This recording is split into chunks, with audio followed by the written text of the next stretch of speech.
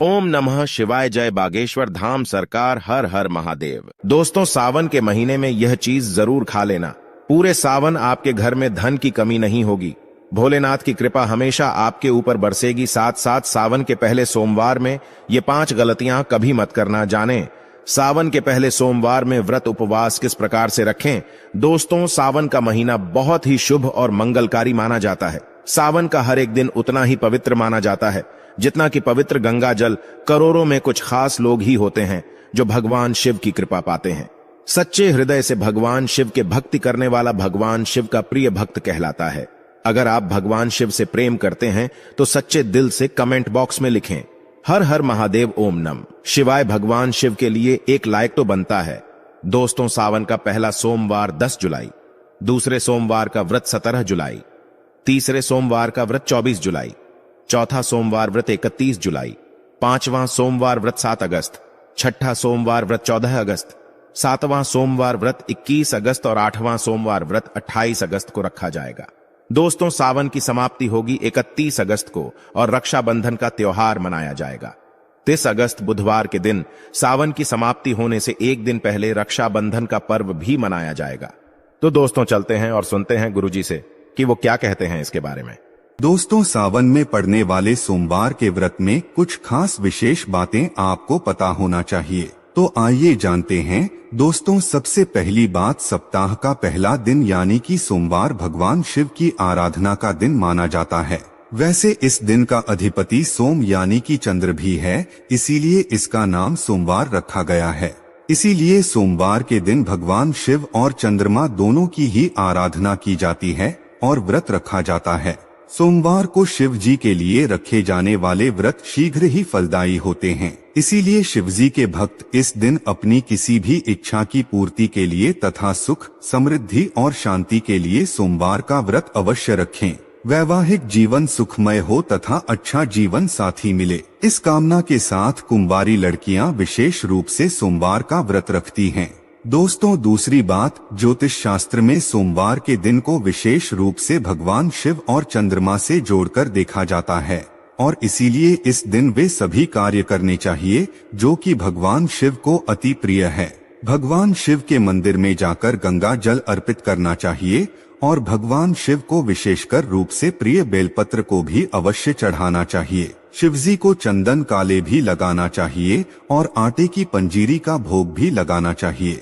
रात्रि में चंद्रमा को भी अवश्य देना चाहिए। इससे जीवन में सुख, समृद्धि और धन की प्राप्ति होती है। दोस्तों, तीसरी बात, भगवान शिव को सफेद वस्तुएं अत्यंत ही प्रिय है। इसीलिए सोमवार के दिन सफेद चीजें जैसे कि दूध, दही, सफेद फूल इत्यादि को भी विशेष रूप से भगवान शिव को अर्पित करना चाहिए और शिव जी को सफेद चीजों का ही भोग लगाकर आप भी सफेद वस्तु ही ग्रहण कर सकते हैं। इससे आप पर शिव जी की कृपा अवश्य बरसेगी। इसी के साथ ही सोमवार के दिन सफेद रंग के वस्त्र धारण करना चाहिए, अत्यंत शुभ माना जाता है। दोस्तों, चौथी बात, वास्तु शास्त्र के अनुसार सोमवार को किसी आवश्यक काम के लिए घर से बाहर जाने से पहले आईना अवश्य देख लें। आपके काम बिना किसी रुकावट के ही आश्चर्यजनक पूरे होने लग जाएंगे और आपको यश भी मिलेगा। दोस्तों, ये वह काम है जो हमें सोमवार के दिन अवश्य करने चाहेंगे, लेकिन कुछ काम ऐसे भी हैं जो हमें सोमवार के दिन कभी नहीं करने चाहिए। दोस्तों, पहली बात, सावन सोमवार के दिन काले रंग के कपड़े पहनकर शिव जी के मंदिर में भूल करके भी प्रवेश न करे। व्रत इत्यादि में भी काले रंग के कपड़े कभी ना पहने। महिलाओं को सोमवार के दिन बाल भी नहीं धोने चाहिए, इससे परिवार पर गहरा असर पड़ता है। सोमवार के व्रत में व्रतधारी को थोड़ा संयम रखना चाहिए, इससे शिवजी क्रोधित हो जाते हैं। सोमवार के व्रत में वृद्धाधारी फलों में नाशपाती का सेवन गलती से भी नहीं करना चाहिए, इस शुभ नहीं माना जाता। और दूसरी बात, सोमवार के दिन मांस का सेवन करना वर्जित माना गया है। इसके विपरीत शिवजी का व्रत रखना चाहेंगे या फिर शुद्ध सात्विक आहार, दूध, दही, फल इत्यादि का सेवन करना चाहेंगे। दोस्तों, तीसरी बात, सोमवार के दिन किसी का भी अपमान ना करें और बुरे दिन आ निकालें। इसे जीवा पर बैठी माँ सरस्वती का अपमान होता है और ऐसा बुरा व्यवहार सोमवार के व्रत में तो कतई ना करें, व्रत टूट जाता है। दोस्तों, चौथी बात, शिवजी की पूजा के साथ ही नंदी महाराज की पूजा भी आवश्यक है। दोस्तों, शिव पशु प्रेमी हैं, इसीलिए सोमवार को 4 पैर वाले पशु का अर्थात गाय माता की विशेषकर रूप से पूजा अर्चना करनी चाहिए। सोमवार के दिन गाय माता को कुछ न कुछ अवश्य खिलाना चाहिए, इससे व्रत पूरा माना जाता है। इसके साथ ही साथ नंदी महाराज बैल का अपमान या फिर उनके साथ गलत व्यवहार बिल्कुल भी ना करें।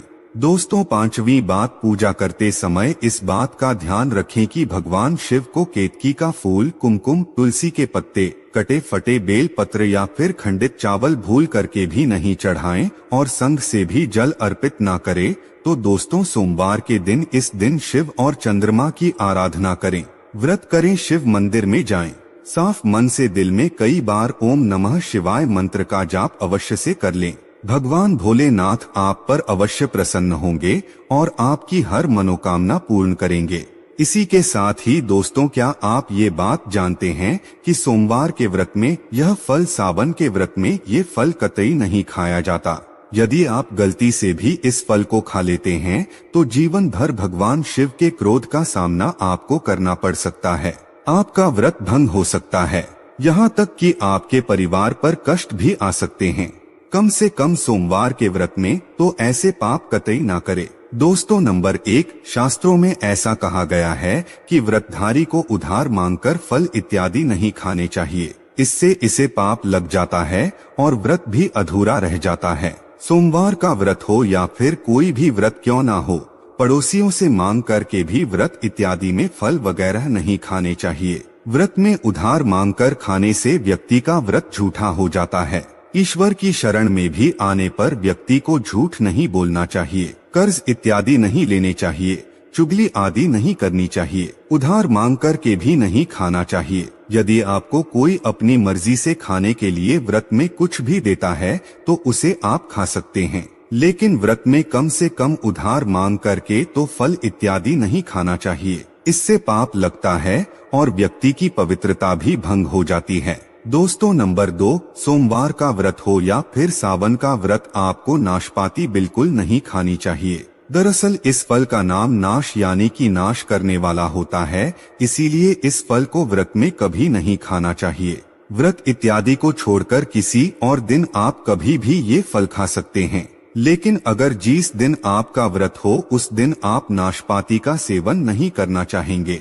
भगवान को भी नाशपाती नहीं चढ़ानी चाहिए। दोस्तों, नंबर 3, कुटू या फिर सिंघाड़े का आटा खाने से भी आपका व्रत टूट सकता है। आपको बता दें कि लंबे समय से रखा हुआ आटा आपका व्रत भंग कर सकता है। दरअसल पुराने आटे में घुन इत्यादि कीड़े वगैरह पड़ जाते हैं जो ठीक तरह से दिखाई भी नहीं देते हैं। ऐसा आटा खाने पर दरअसल आप मांस का सेवन करते हैं और व्रत में कीड़े खाना घोर पाप के बराबर माना गया है और आपका व्रत भी भंग हो जाता है। व्रत में ताजी आटा खाना चाहिए। लंबे समय से रखे हुए आटे में कीड़े वगैरह पड़ जाते हैं, ऐसा कभी भी ना करें।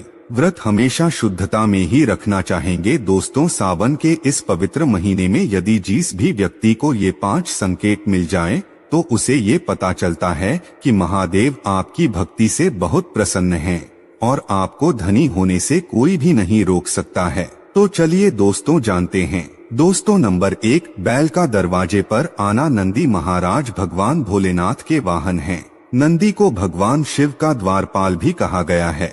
नंदी महाराज को बुद्धि और ज्ञान का प्रतीक भी माना गया है। शिव के मंदिर के बाहर हमेशा नंदी महाराज विराजित रहते हैं, लेकिन अगर सावन के इस पवित्र महीने में अचानक से नंदी महाराज आपके दरवाजे पर आ जाएं और घर की चौखट को सींग मारने लग जाएं, तब आपको समझ जाना चाहिए कि भगवान शिव आपके घर में अब आने वाले हैं, जो कि यह एक उनके आने का विशेष संकेत है। भगवान शिव आपकी भक्ति से बहुत प्रसन्न हैं।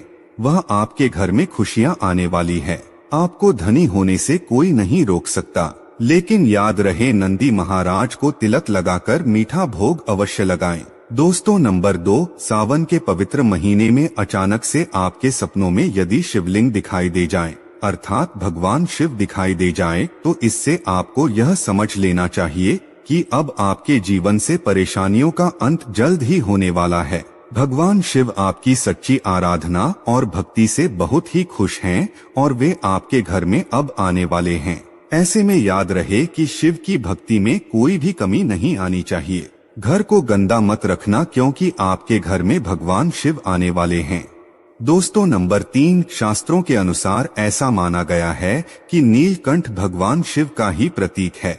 यदि आपके घर के सावन के महीने में नीलकंठ छत पर आकर बैठ जाए तो उन्हें भूल करके भी मत भगाना क्योंकि यह भगवान शिव का ही प्रतीक माने गए हैं। ऐसे में आपको खुश होना चाहिए क्योंकि भगवान शिव आपकी भक्ति से बहुत खुश हैं। शास्त्रों में ऐसा बताया गया है कि नीलकंठ अगर मनुष्य के घर पर आकर बैठ जाए तो साक्षात घर में महाशिव के आने के संकेत माने गए हैं। अब आपके बुरे दिन जाने वाले हैं।